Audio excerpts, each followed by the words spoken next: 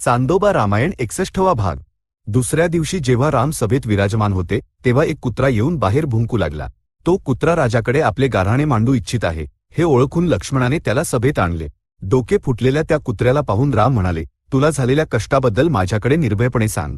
कुत्रा म्हणाला, सर्वार्थसिद्धी नावाच्या एका भिक्षूने माझे डोके फोडले आहे। मी त्यांचा कोणताही अपराध केला नव्हता। रामाने लगेच त्या भिक्षूला बोलावले आणि विचारले, तू या कुत्र्याचे डोके का फोडलेस?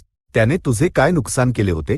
सर्वार्थसिद्धी म्हणाला, हे राजा, मी भिक्षेसाठी घरोघर फिरत होतो। मला कुठेही भिक्षा मिळाली नाही। अशा स्थितीत हा कुत्रा माझ्या वाटेत आडवा उभा राहिला आणि कितीही हाकले तरी हलला नाही। संताप आवरता न आल्यामुळे मी त्याच्या डोक्यावर मारले हे सत्य आहे। याबद्दल आपण जो दंड योग्य समजाल तोच द्यावा। त्याला कोणती शिक्षा द्यावी असे रामाने सभेतील लोकांना विचारले। सभेत अनेक पंडित असूनही एकानेही थेट उत्तर दिले नाही। तेव्हा कुत्रा रामाला म्हणाला, रामा, याला मी सांगतो तीच शिक्षा द्या।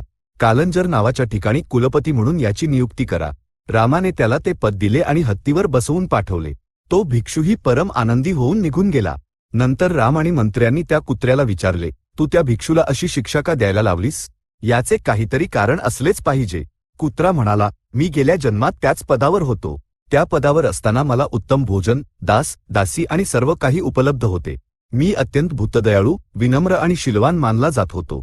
मी देव, ब्राह्मणांची पूजा केली होती। तरीही त्या पदावर राहिल्यामुळे हा नीच जन्म मला प्राप्त झाला। महाक्रोधी आणि दयेचा लवलेशही नसलेला हा भिक्षू जर त्या पदाचा कारभार पाहिल तर तो जन्मोजन्मी घोर नरकाचा भागी होईल। कुत्रा निघून गेल्यावर एक घुबड आणि एक गिधाड भांडण करत न्याय मागण्यासाठी रामाकडे आले। एका वनात एक घर होते। माझे आहे, माझे आहे असे म्हणत दोन्ही पक्षी भांडत होते। हे भांडण सोडवण्यासाठी राम पुष्पक विमानाने आपल्या मंत्र्यांसह त्या घराच्या ठिकाणी गेले। रामाने गिधाडाला विचारले, तू हे घर कधी बांधलेस? गिधाड म्हणाले, पृथ्वीवर मनुष्यांचा जन्म झाला त्याच काळात मी हे घर बांधले। हे माझेच घर आहे। लगेच घुबड म्हणाले, रामा, पृथ्वीवर वृक्षांची उत्पत्ती झाली त्या काळात मी हे घर बांधले। तेव्हा रामाच्या मंत्र्यांनी लगेच निर्णय केला की ते घर घुबडाचेच आहे, कारण सृष्टीमध्ये सर्वात आधी वृक्षराजींचे आगमन झाले। गिधाड घुबडाचे घर हडपण्याचा प्रयत्न करत आहे, म्हणून राम म्हणाले की ते गिधाडाला दंड देतील। तेव्हा आकाशवाणी अशी झाली, रामा, आधीच शाप भोगत असलेल्या या गिधाडाला अजून का दंड देतोस? हे गिधाड म्हणजे ब्रह्मदत्त नावाचा राजा आहे। तो महाधनी, शूर आणि सत्यव्रती होता। त्याच्या घरी गौतम ऋषी अतिथी म्हणून आले होते। राजाने स्वतः गौतमांना अर्घ्य आणि पाद्य दिले होते।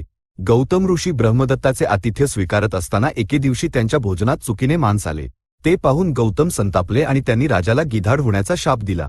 त्यानंतर इक्ष्वाकू वंशात जन्म घेणाऱ्या रामाचा स्पर्श झाल्यावर शापमुक्ती मिळेल असेही गौतमांनी सांगितले होते। आकाशवाणीचे हे शब्द ऐकून रामाने त्या गिधाडाला स्पर्श केला। लगेच त्या गिधाडाचा एक दिव्य पुरुष बनला। त्या पुरुषाने रामाचे आभार मानले आणि तो तेथून निघून गेला। यमुना तीरावर राहणारे 300हून अधिक मुनी एके दिवशी रामाच्या दर्शनासाठी आले। त्यांनी कलशातून आणलेले पाणी, फळे इत्यादी भेटी स्वीकारून त्या सर्वांना सुखपूर्वक बसवून रामाने त्यांच्या येण्याचे कारण विचारले। लवणासूर नावाचा राक्षस आपल्याला त्रास देत असून त्याच्या जाचातून मुक्त करावे अशी विनंती मुनींनी रामाला केली। हा लवणासूर मधु नावाच्या राक्षसाचा मुलगा होता।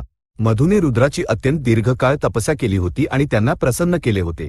त्याचा परिणाम म्हणून रुद्राने आपल्या त्रिशूळातून दुसरा एक त्रिशूळ निर्माण करून मधुला दिला आणि सांगितले, हा जोपर्यंत तुझ्या सोबत आहे तोपर्यंत तुला कोणीही जिंकू शकणार नाही। तो त्रिशूळ वंशपरंपरेने आपल्याच वंशामध्ये राहावा अशी विनंती मधुने शिवाला केली। शिव म्हणाला, तुझ्यानंतर हा त्रिशूळ फक्त तुझ्या मुलाकडे राहील, त्यानंतर राहणार नाही। त्या मधुने रावणाची बहीण असलेल्या कुंभिनसीशी विवाह केला। त्यांना लवण जन्मला। तो बालपणापासूनच महापापी था। त्याला चांगल्या मार्गावर आणणे मधुला शक्य झाले नाही। मधु जेव्हा वरुण लोकात जाऊ लागला तेव्हा त्याने शिवाने दिलेला तो त्रिशूळ लवणासुराकडे दिला। त्याची अद्भुत शक्ती ओळखून लवणासूर अधिकच उधळला आणि सर्वांना अधिक कष्ट देऊ लागला। तो मुनींना मारून खाऊ लागला होता। मुनींनी सांगितलेल्या सर्व गोष्टी ऐकून राम त्यांना म्हणाला, मी लवणासुराचा वध करवीन, तुम्ही निर्भय राहा।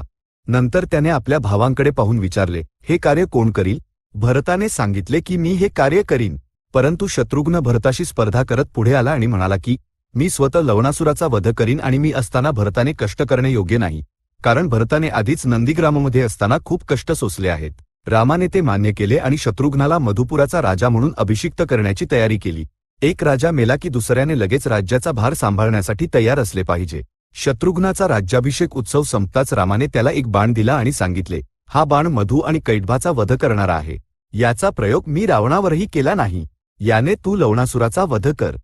आणखी एक गोष्ट, लवणासुराकडे शिवाच्या त्रिशूळासारखाच एक शूळ आहे. तो त्याच्या हातात असेपर्यंतच कोणीही त्याला जिंकू शकणार नाही. लवणासुराचा त्रिशूळ नेहमी त्याच्या सोबतच असतो.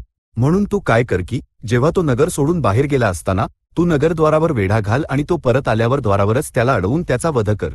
कोणत्याही परिस्थितीत त्याला नगरात प्रवेश करता येऊ नये आणि त्रिशूळ त्याच्या हाती लागू नये. इतकेच नाही, शत्रुघ्नाने आधी आपली सेना पाठवावी आणि मग स्वतः एकटे जावे.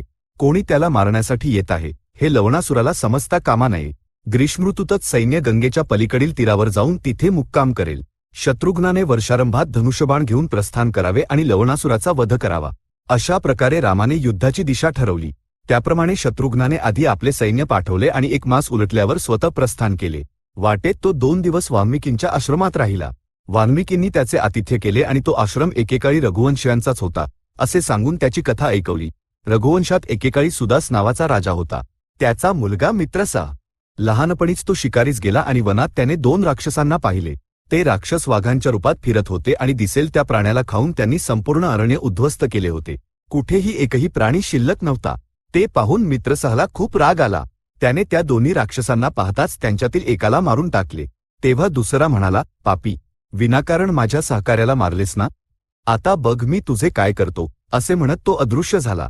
काही काळ निघून गेला. त्या राजाने त्याच आश्रमात एक प्रचंड अश्वमेध यज्ञ केला. वशिष्ठांनीच तो यज्ञ करवून घेतला.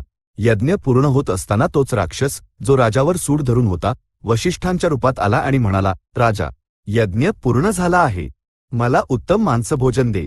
राजा प्रसन्न झाला आणि त्याने स्वयंपाक्याला बोलावून सांगितले, गुरुदेवांच्यासाठी हविष्य मांसाने स्वादिष्ट भोजन तयार कर. दरम्यान त्या राक्षसाने स्वयंपाक्याचे रूप घेऊन नरमांसाने भोजन तयार केले आणि राजाला दाखवून सांगितले, मी हविष्याच्या मांसाने उत्तम भोजन बनवले आहे. राजाने आपली पत्नी मदयंती हिच्याकडून ते नरमांसाने भोजन वशिष्ठांना वाढायला लावले. वशिष्ठांनी आपल्याला वाढलेले अन्न मानवी मांस आहे हे ओळखले आणि संतापून शाप दिला, तू नरभक्षक होशील. राजालाही राग आला आणि त्याने वशिष्ठांना शाप देण्यासाठी हातात पाणी घेतले.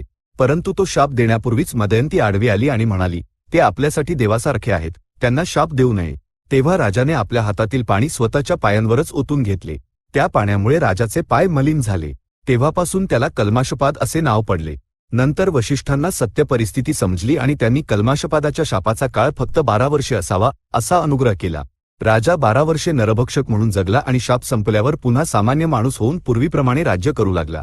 ही कथा वाल्मिकींकडून ऐकून शत्रुघ्न जेव्हा पर्णशाळेत प्रवेश करत होता त्याचवेळी सीतेने जुळ्या मुलांना जन्म दिला. ही बातमी मुनिकुमारांकडून ऐकताच वाल्मिकी तिथे गेले आणि बालचंद्राप्रमाणे प्रकाशणाऱ्या त्या मुलांना पाहून त्यांना रक्षा बांधली आणि मोठ्या मुलाचे नाव कुश व दुसऱ्याचे नाव लव असे ठेवले. ही घटना बरोबर मध्यरात्रीच्या वेळी घडली. त्यावेळी शत्रुघ्न सीतेकडे गेला आणि आई, अहो भाग्य, असे म्हणत खूप आनंदित झाला. दुसऱ्या दिवशी त्याने वाल्मिकींचा निरोप घेतला आणि पश्चिमेकडे प्रवास करत 7 दिवसांत यमुना तीरावर पोहोचला आणि तिथल्या मुनींच्या आश्रमात वेळ घालवत ती रात्र तिथेच काढली. दुसऱ्या दिवशी उजाडताच शत्रुघ्नाने च्यवन महामुनींना लवणासुराबद्दल आणि त्याच्या त्रिशूळाबद्दल विचारले. त्याने त्या शूलाने अनेक अत्याचार केले आहेत असे सांगून च्यवन ऋषींनी मांधाताचा वृत्तांत सांगितला. अयोध्येचा राजा युवनाश्व याचा मुलगा मांधाता. महाबलवान असलेल्या त्या मांधात्याने पृथ्वीवरील सर्व राजांना जिंकून स्वर्गावरही विजय मिळवण्याचे ठरवले. हे समजल्यावर इंद्र आणि इतर देव घाबरले.